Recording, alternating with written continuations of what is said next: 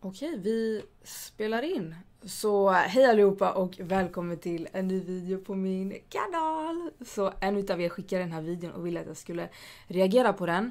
Så jag tänkte att vi gör det. Dock så skippar jag lite här. Jag klickar på där det börjar Gangs of Stockholm. Det är det vi ser. Vi ser action och allt det där, visst. Och sen så hoppas jag att de visar kära Rinkeby också där jag bor. Kanske man kan se vinka hem också till mamma och pappa. Nu bor jag i USA, men när jag bor i Sverige så bor jag i Rinkeby. Så det här ska bli intressant, kul. Eller nej. Vi vill ju kolla på det här för att förstå de sociala problemen i samhället. Okej, vi ska se vad de pratar om. Och det är kul att höra från de utanför Sverige.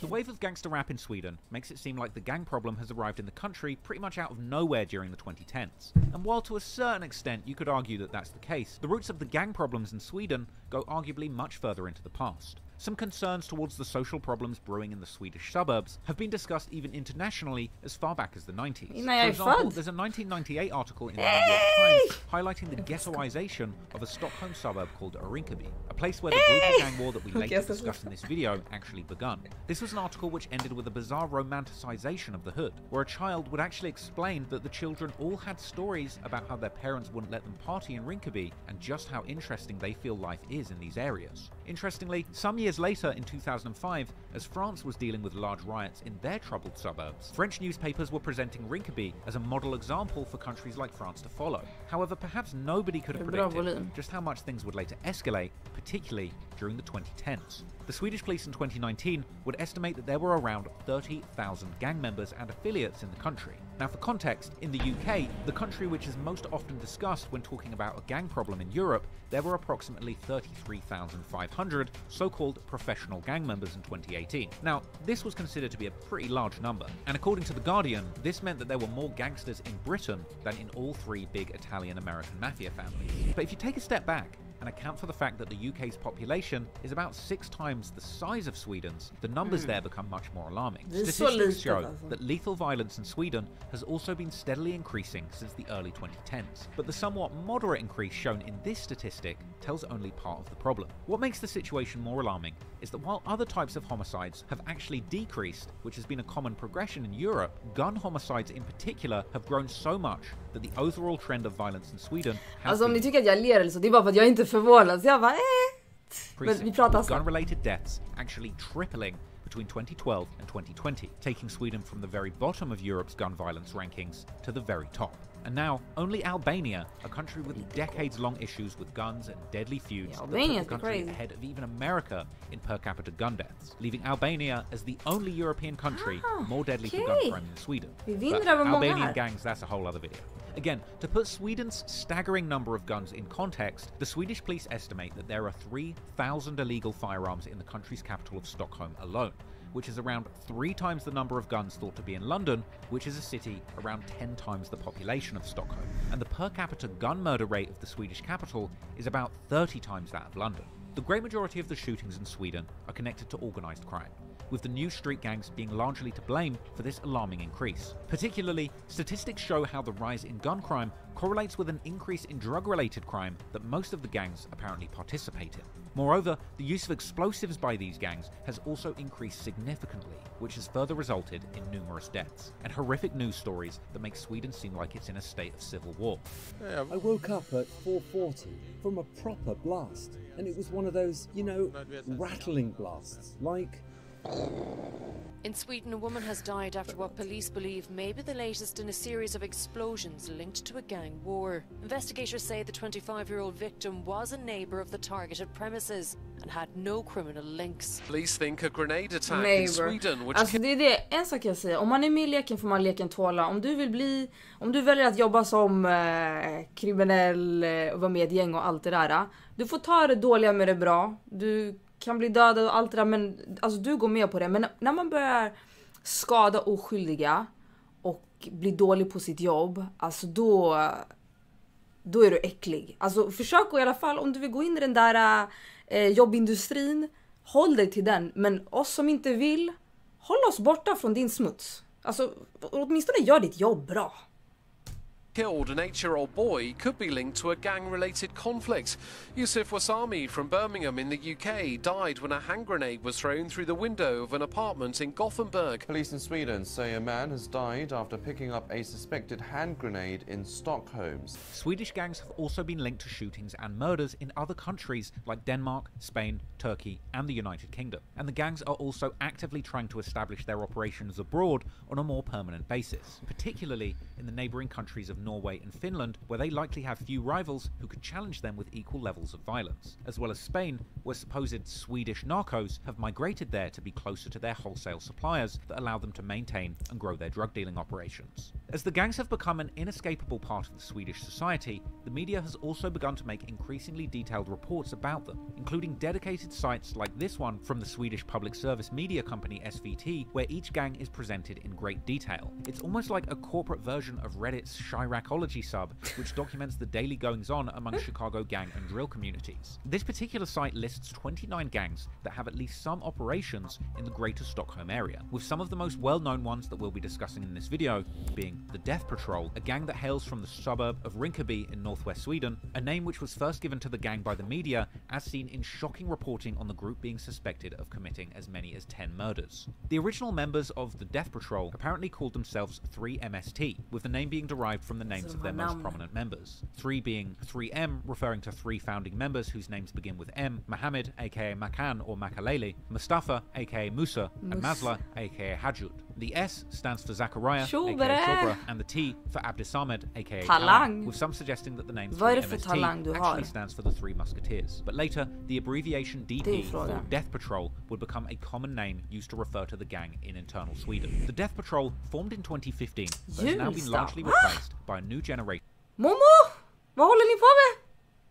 who have been given the new name the Hulster Children, referring to another suburb near Rinkeby. This new generation of the gang has also been referred to as the Death Patrol 2.0, or YDP, meaning Young Death Patrol, with this formatting actually borrowing a common UK gang tradition using the letter Y to refer to a younger generation of a famous gang. And shockingly, it wouldn't take long for news reports to suggest that the Death Patrol 2.0 was quickly becoming one of Stockholm's most violent groups. And now, in direct opposition to the Death Patrol, you have the Shottaz, another gang from Rinkeby, infamous for their deadly feud with the Death Patrol that goes all the way back to 2015. This gang likely got its name from the classic 2002 gangster movie Shottaz, which depicts 2 guys from the hard streets of Kingston, Jamaica, migrating to Miami in search for a better life. Some of the main names that have been associated with the Shottaz are the brothers Far and Faye, aka Frankie, as well as Faisal, aka Indiana, A, Koi, Gucci, Hoods, and the rappers Yasin, formerly Yasin Bin, and Jafar Bin. Like the Death Patrol, the Shottaz also have a younger generation who go by the name FLG, or Filterlösa Grabbar, which translates to something like the filterless guys, suggesting that in the streets, they truly have no filter. Later, the FLG would also have a split, where some of the members would start a new gang called SSA, or Same Side Always. Now, as mentioned previously, there's another gang called the Darlin Network, which was allegedly the first gang that the rapper Einar became associated with as a youngster through a friend of his called Tack. That's his name, don't cancel me for that. At the time, this gang was likely operating mainly in the projects of an area called Darlin, including the suburbs around Enskede where Einar grew up, and the neighbouring Bagarmosen. However, recently, the gang has allegedly begun heavily expanding their operations across the country, leading to a violent turf war with another criminal group called the Foxtrot Network. That war reportedly begun in the city of Sundsvall. Allegedly, the gang's expansion has recently come under the leadership of a fresh-faced 25-year-old kingpin by the name of Mikhail the Greek Tenezos. Tenezos has a warrant out for his arrest and is assumed to currently reside abroad, but his location is unknown. Now, the Darlin Network also has several rappers associated with the gang, including Thrife, aka Thrife Jack, who hails from the suburb of Enskede and can be seen hanging out with Einar in the projects of Darlin in Einar's first music video. There is also Haval, who hails from the suburb of Skarpnäck, which is located near Enskede, who can even be seen here posting with the former leader of the Darlin Network, Mario Golzarmia, who is currently imprisoned for the kidnapping of Einar,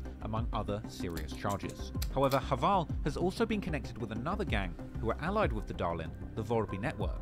The Vårby network hails from the western outskirts of Greater Stockholm, unsurprisingly, a suburb called Vårbygård. The gang was allegedly founded by a man named Chihab Lamauri sometime in the late 2000s or early 2010s. According to the police, Lamauri is a strong leader who had organized the gang like a mafia with a strict vertical leadership structure. Besides Haval, the gang has been associated with the popular rapper Sikan, who often hangs out in Vårbygård in his music videos. This gang has had over a decade-long conflict with another gang from the same area called the May Network.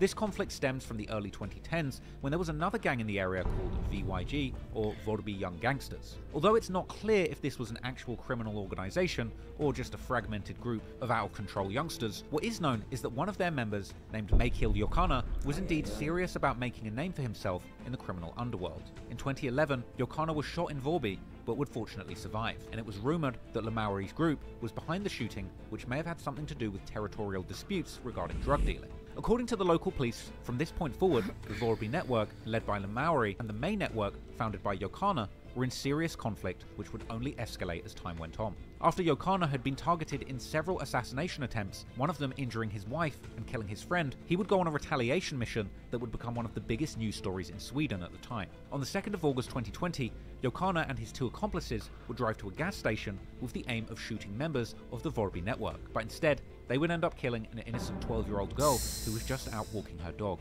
This tragic event caused a public uproar, and eventually the men were found and arrested. And during the investigation, the police would also uncover that the murder weapon, an AK-47, had actually been used in a music video by an affiliated rapper called Tack, who himself had ties to the May network. The music video, which was for a song called Blue Cheese, has since been removed from the internet, and Tack would end up receiving a 4-year sentence for the illegal weapon. Initially, it appeared that the Vårby network would largely escape the situation scot-free, but soon it turned out that they were in fact suspects in another case that would end up making even more headlines. But more about that later on in the story. Together, the gangs discussed here have been part of some of the most brazen gang wars that have devastated Sweden's streets in the past few years, as well as blurring the lines between music. Okej, så nu börjar de med... Här. Rinkeby is part of Stockholm's municipal district called Järva. This land used to be a military training ground until it was turned into residential areas as part of the Millennium program in the late 60s and early 70s. Originally targeting the growing working and middle classes in big cities like Stockholm, where housing shortages were a serious issue, over time the middle classes would move out of these areas to other neighborhoods with much larger single-family houses. This would leave only the poorest people in the Million program's labeled as Patrol and two guys from the Shottaz. Masla from Death Patrol being the guy in the middle who raises a finger to his lips, along with Makalele from Death Patrol directly to the left. The youngsters from Ring rap like Rimsey, Nines, and Jay Spades. However, in the mid-2010s, the youngsters from Rinkeby were not just rapping about the street life. While they weren't yet hardened gang leaders, they were commonly getting involved in various criminal activities such as robberies and drug dealing. In 2015, one particular robbery would end up causing friction between a friend group that would lead to a years-long war and would end up claiming numerous young lives. A falling out that would lead to the formation of an infamous gang that would end up sowing fear all over Northern Europe and even beyond. Fick vi lite... Så han går in på typ... Om ni vill att jag ska kolla på hela videon så kan jag göra det. Men jag kan inte kolla på allt igen, som man redan vet och så. Han hade gjort sin research, Traploros, verkar det som. Men alltså att det blivit som det blir kommer inte från ingenstans. Och att det är en chock. Och hur kunde det här hända? Dåliga förebilder eller inga förebilder. Man ser... vuxna människor som har skaffat för många barn som de inte är kapabla att ta hand om eller orkar ta hand om eller tid att ta hand om. Man är ute på gården, man har inga pengar, man har redan svårt från en början. Och alltså barn och ungdomar, det är den mest utsattaste gruppen. Och man känner att man måste hjälpa hemma. Hemskt att se unga dö på det sättet, men det är vuxna människor som inte har tagit sitt ansvar. Unga som inte har någon disciplin eller respekt eller något, och det är banat för att sluta i katastrof. Vad var det mer jag skulle säga? Det är sociala problem som man inte har tagit tag i. Det är fortfarande problem än idag. Men jag vill bara säga att det är en minoritet som förstör för en majoritet. Alltså det finns så mycket bra människor i de här områdena, talangfulla, smarta, kreativa som aldrig får en chans. Och sen också att bara för att man kommer från vissa områden så måste man prata på ett visst sätt, se ut på ett visst sätt, ha en viss klädstil. Alltså, nej. Och många känner också att de måste leva upp till en viss bild, bete sig på ett visst sätt och vara på ett visst sätt. Och jag hatar det. Jag har alltid stretat emot från det där. Och många blir arga när jag säger att det är svenskarnas egna fel. Men det är det. Det är människor som får betalt för att lagstifta, polis, handskas med sociala problem. Och de har inte gjort ett bra jobb. Alltså svenskarna är så bra på att ge människor rättigheter. Men om du ger någon rättigheter måste du också ge dem skyldigheter. Visa vad man får och inte får och inte får göra i landet. Men också om du gör saker som man inte får göra, att det också finns konsekvenser. Sveriges konsekvenser är ett skämt, det är skrattretande. Och folk är så konflikträdda och vågar inte, liksom, de är så rädda att bli stämplade på ett visst sätt och vågar inte ta tag i grejer. Och nej, så där får man inte göra eller säga för att då verkar jag si och så. Alltså okej, varsågod. Det här är resultatet av lagstiftandet i landet och hur man handskas med problem. Kasta ut dem, sätt dem i fängelse. Alltså det finns, skärp lagen. Det finns så mycket som man kan förbättra.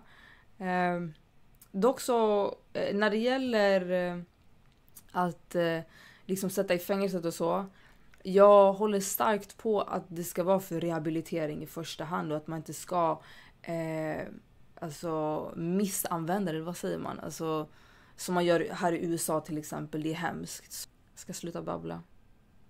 Vad tycker ni? Kommentera. Så ses vi kanske i en annan video. Puss och kram!